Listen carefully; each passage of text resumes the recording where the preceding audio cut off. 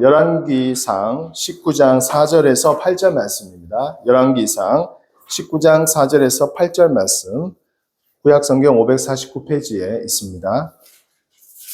열왕기상 19장 4절에서 8절 말씀, 19장 4절에서 8절, 제가 한 절 읽고 여러분들 한 절 읽고 우리 마지막 절은 같이 합독하겠습니다. 자기 자신은 광야로 들어가 하룻길쯤 가서 한 로뎀 나무 아래에 앉아서 자기가 죽기를 원하여 이르되 여호와여 넉넉하오니 지금 내 생명을 거두시옵소서. 나는 네 조상들보다 낫지 못하느니라 하고,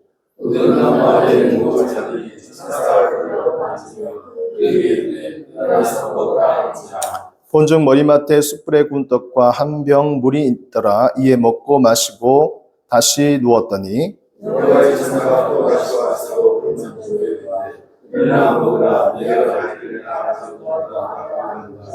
이에 일어나 먹고 마시고 그 음식물에 힘을 의지하여 40주 40야를 가서 하나님의 산 호렙에 이르니라. 아멘. 네, 주님의 이름으로 우리 축복하고 환영합니다. 계속 연일되는 폭염으로 인해서 많은 우리 살아가시기에 참 힘든 그런 시절을 지금 보내고 있는 것 같습니다. 이번 주도 계속해서 복음이 있고 다음 주까지도 이렇게 있다고 하는데 항상 건강 유의를 하시고 또 이곳에 또 이렇게 함께 예배하기 위해서 오신 우리 모든 우리 성도님들 주님의 이름으로 진심으로 축복합니다. 신과 회복이라는 그런 제목으로 두 번째 시간을 이 시간 함께 나누려고 합니다. 지난번 시간 때 우리 엘리야의 가장 최고의 신앙의 전성기를 함께 말씀을 나누었어요. 잘 아시잖아요, 그죠? 바알과 아세라 선지자 850명과 갈멜산 상에서 영적 전쟁을 벌였습니다. 그래서 하나님께서 불로써 응답하는 그 신이 참 신이다 하는 것을 증명해 보였고, 그 자리에 있었던 850명의 그 이방 우상 선지자들은 바로 엘리야의 칼에 다 죽임을 당했습니다. 이것이 엘리야에게 있어서 가장 신앙의 최고의 정점이었어요. 신앙의 최고의 정점. 그리고 그 신앙의 최고의 정점을 지나고 지금 오늘 보시는 이 본문의 말씀은 이제 엘리야의 신앙의 가장 바닥을 드러내는 그러한 모습을 보여주고 있습니다. 혹시 여러분들 등산을 해보셨습니까? 여기 다 등산을 좋아하시는 분들이 앉아 계신 것 같은데, 우리 토요일 날 우리 또 등산 전도팀이 또 계속 운영이 되고 있죠. 요즘에도 하시나요? 더운 날? 그러시면 대단하십니다. 네, 우리 토요일 날만 되시면 우리 등산도 하시고, 거기 봉우리 쪽, 그 평지 쪽에 가서 또 이렇게 전도도 하시고 아주 참 훌륭한 일을 많이 하시는 것 같습니다. 그래서 그 관악산에 이렇게 올라갈 때 좀 가파르잖아요, 그죠? 처음 올라갈 때는 가파르고 또 바위도 많고 참 악이라는 이 단어가 들어가 있는 산은 굉장히 좀 악산입니다. 좀 험한 산이에요. 그래서 관악산, 설악산, 치악산, 악이 들어가는 거는 악소리가 난다고 해서 이제 악산입니다. 그래서 등산할 때 올라가면 참 힘들잖아요, 그죠? 또 계단도 있고 또 바위도 또 밟으면서 올라가야 되고 또 여러 가지 또 그런 어려운 그런 과정들 겪고 해서 이렇게 올라가는데 산 정상에 딱 도달하면 너무너무 기분이 좋습니다. 온 천지에 펼쳐져 있는 자연 경관을 보면서 정말 공기도 시원하고 또 좋고 그래서 등산을 하는 맛이 아마 이런 것 때문이 아닐까라는 생각을 하게 됩니다. 올라갈 때는 힘이 들어요. 그런데 그 정상에 가서는 정말 내가 말할 수 없는 그런 희열을 느끼는 것이죠. 정상을 정복했다는 그 느낌과 함께 또 산 아래에 보여지는 너무나 아름다운 경치를 보면서 정말 아름답다라는 것을 느끼게 됩니다. 그래서 이 등산을 아주 또 사람들이 좋아하고 또 이것이 매력이 있다라는 것을 보게 됩니다. 근데 이제 정상에 올라가게 되면 이제 거기서 계속 머물 수 없잖아요, 그죠? 또 내려와야 됩니다. 하산해야 됩니다.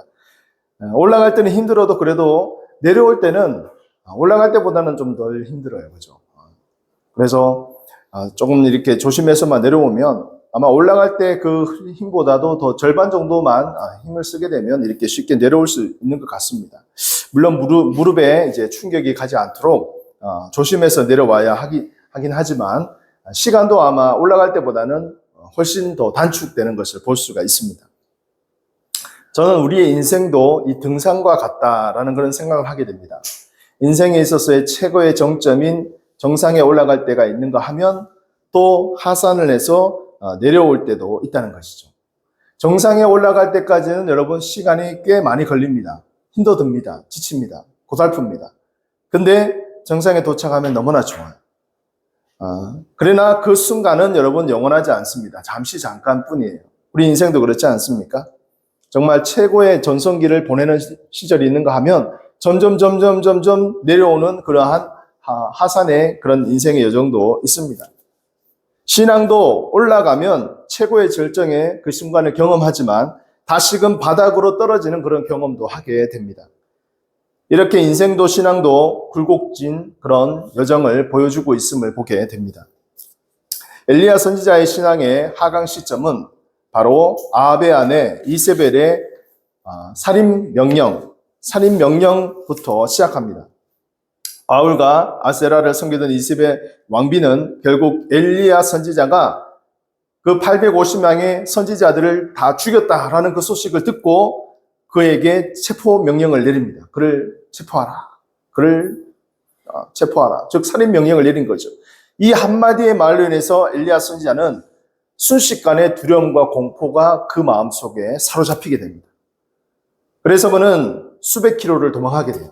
수백 킬로를 도망하고 그 광야길에서 더 하루길쯤 더 들어가서 결국은 이 로뎀 나무 아래 이제 머물게 됩니다. 그래서 이것이 오늘 읽은 배경이 그 배경이에요. 그래서 정말 자신의 초라한 모습을 그는 바라보면서 그렇게 하나님께 예언하고 있습니다. 오늘 본문 4절 말씀. 자기 자신은 광야로 들어가 하루길쯤 가서 한 로뎀 나무 아래에 앉아서 자기가 죽기를 원하여 이르되 여호와여 넉넉하오니 지금 내 생명을 거두시옵소서. 나는 내 조상들보다 낫지 못하나이다 하고 이렇게 하나님께 예언하고 있어요. 죽기를 하나님께 요청하고 있는 것입니다. 자신이 이제 죽고 싶다고 말해요. 얼마 전 있었던 그 최고의 승리자의 모습은 온데간데 없습니다. 이제는 살고 싶지 않다고 하소연하는 초라한 모습의 선지자를 바라보게 됩니다. 이게 정말 엘리야인가 할 정도로 정반대의 모습을 보여주고 있죠. 사는 성도 여러분, 이것이 인생이고 우리의 모습입니다. 최고의 전성기를 달리던 옛 모습에서 이제는 초라하기 그지없는 상황까지 떨어져 있는 인생의 실패자, 낙오자의 모습으로 전락한 이 엘리야의 모습과도 같이 우리의 인생도 동일할 수 있다는 것이죠.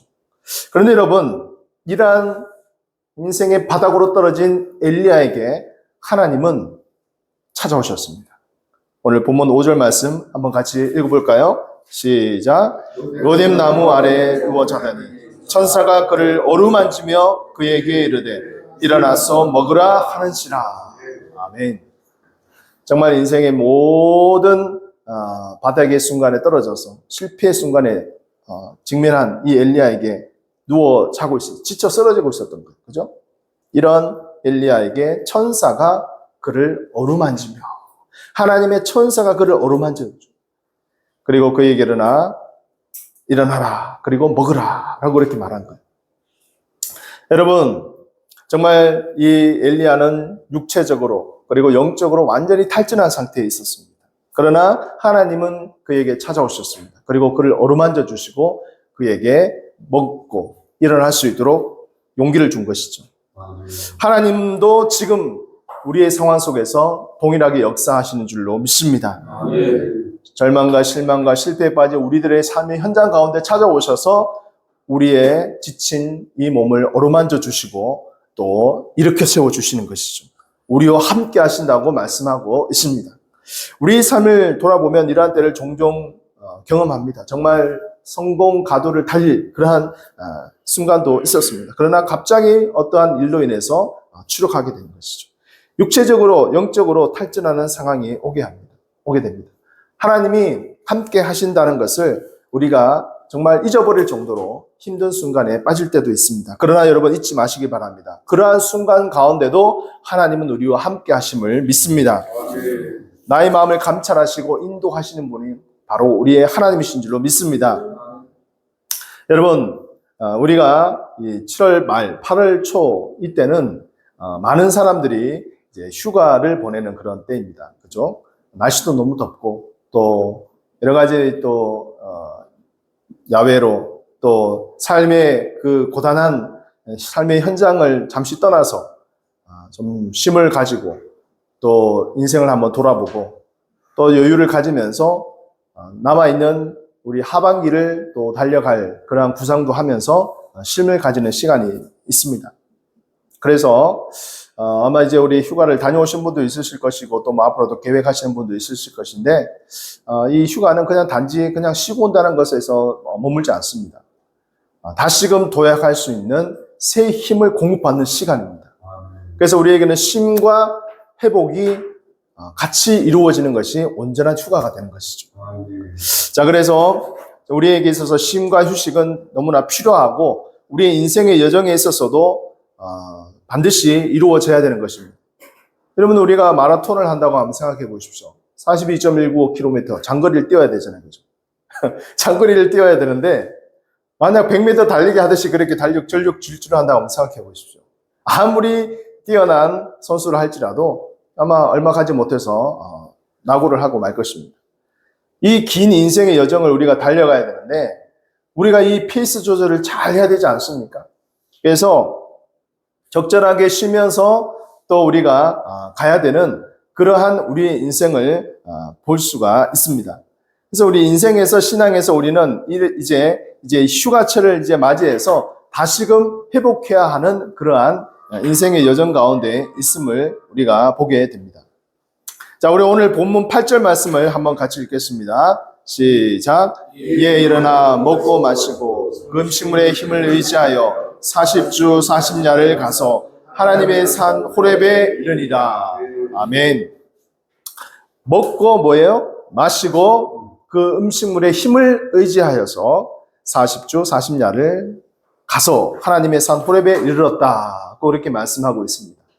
여러분, 우리는 이 쉼과 휴식을 통해서 다시금 일어나서 하나님이 분부하시는 그 사역의 현장으로 우리가 나아가야 합니다.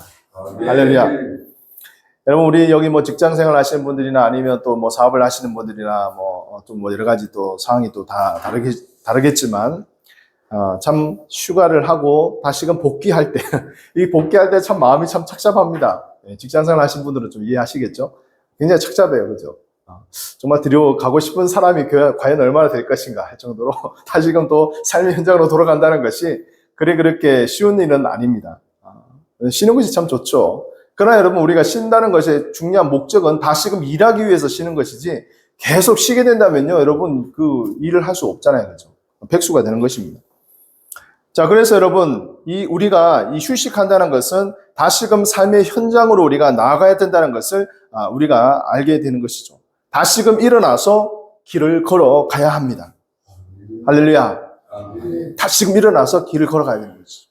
2023년도 이제 7개월이 지났습니다. 이제 8개월이 접어들었죠. 남아있는 앞으로의 또 시간들을 우리가 어떻게 보내야 될 것인가. 저희 푸른나무 교회도 이제 8월달이 되었죠. 8월달이 되어서 이제 만 6개월이 지났습니다. 만 6개월이 지났어요. 1월 말에 우리가 시작을 했으니까 하나님의 인도하심과 또 이 하나님의 사인으로 인해서 우리가 개척을 또 시작했어요. 지금까지는 아직 이 장소에서 우리가 몇 명 되지 않는 인원들과 함께 예배를 드렸습니다. 아마 제 힘으로 이것을 감당했다면 저는 얼마 되지 않아서 참 힘들었을 거예요. 그러나 하나님의 적절한 도우심과 은혜 가운데서 지금까지 또한 달려왔습니다. 그리고 이제 남은 사역을 위해서 남아있는 하반기를 위해서 또 기도하며 나아가야 될 때라고 생각합니다. 특별히 우리 GSG 팀들이 또 이렇게 함께 해주셔서 너무 감사하게 생각드리고 하나님께서 또 우리의 기도의 제목들을 주께서 다 아시고 응답하여 주실 줄로 믿습니다. 아멘. 제가 뭐 계속해서 이렇게 발품을 팔고 있습니다. 발품을 팔고 있고 여러 가지 또 장소들이 좀 제가 이렇게 좀 저울질을 하고 있어요. 저울질을 하고 있고 그래서 정말 힘들고 어려운 이 개척의 현실 속에서 하나님께서 지금까지 역사하여 주시고 정말 하나님께서 우리 푸른나무교회를 지켜주시고 또 사랑하여 주시고 함께 하신 우리 집사님 내외야 또 우리 명훈 총장과 하나님 아버지께서 우리 예배 이 개척 인원들을 통해서 크신 축복으로 함께하여 주실 줄로 믿습니다. 그래서 저는 마지막으로 마음속에 생각하는 비전은 무엇이냐면 첫 번째는 부흥을 경험한 기성세대들의 신앙이 다음 세대들에게 전수되는 것을 저는 첫 번째 비전을 삼고 있습니다. 우리 여기 계신 분들은 다 부모님 세대에 속하잖아요. 그죠? 우리 부모님 세대는 영적인 이 한국교회 부흥을 경험한 세대들입니다. 이 부흥을 경험한 것으로 끝나면 안 되는 것이죠. 우리 자라나는 중고등부 이하 우리 주일학교 학생들이 그 부흥을 경험한 부모들의 신앙을 다시금 물려받아 전수받아서 다시금 부흥을 일으키는 그러한 역사를 이루어내야 될 줄로 믿습니다. 두 번째는 성경적인 가치관을 가지고 지성을 겸비한 크리스찬 리더로 세우고 싶은 마음이 있습니다. 여러분 이 세상은요 많은 사람들이 있어요. 그러나 정말 하나님께서 사용하시는 사람은 한정되어 있습니다. 왜냐? 하나님이 사용하고 싶어도 준비가 되어 있지 않으면 사용할 수 없는 거예요. 그래서 성경적인 가치관을 가지고 각 분야에 정말 크리스찬 리더로서 활약할 수 있는 그런 일꾼이 세워져야 될 줄로 믿습니다. 이러한 꿈을 가지고 있어요. 세 번째는 한국 복음화와 세계 복음화에 앞장서는 교회가 되기를 원합니다. 하나님께서 교회를 세우신 목적은 바로 복음 전하도록 하기 위해서 세우신 것이에요. 하나님의 복음 사역을 감당하는 교회가 가장 아름답고 축복된 교회입니다. 그래서 우리 한국 땅뿐만이 아니라 정말 우리가 섬길 수 있는 또 세계 또 선교사님들과 이러한 선교의 사역들을 우리가 감당하기 위해서 하나님께서 교회를 이 땅에 세우게 하시고 또 우리를 통해서 하나님께서 이 일산 파주 지역에 또 하나님의 복음을 증거할 수 있는 그러한 귀한 은혜가 임할 줄로 믿습니다. 마지막 네 번째는 청소년 청년 부흥과 장년 부흥의 연합 사역으로 나아가고자 합니다. 자, 이것은 무엇이냐 하면 정말 우리가 이제는 어느 교회 중심 이것이 아니라 정말 청소년과 청년과 장년 이 부흥의 역사를 함께 연합해서 함께 연대하여서 정말 이제는 서로 손에 손을 잡고 같이 부흥을 일으킬 수 있는 그러한 사역으로 나아가야 되는 것을 우리가 보게 되는 것이죠. 그래서 정말 이 세상에 오늘도 한 그루의 복음의 푸른 나무를 심는다는 그러한 마음으로 우리가 이 거룩한 비전을 가지고 함께 달려가고 함께 나아가기를 간절히 축원합니다. 그래서 이제 우리 8월 이 휴가철을 또 쉼의 시간들을 통해서 다시금 회복하게 하여 주시고 다음 남아있는 이 하반기 사역을 위해서 우리가 담대히 나아갈 수 있도록 역사하여 주시고 하나님의 크신 사랑으로서 귀하게 사용받는 저와 여러분들의 삶들이 되어지시기를 주님의 이름으로 간절히 축복합니다. 아멘.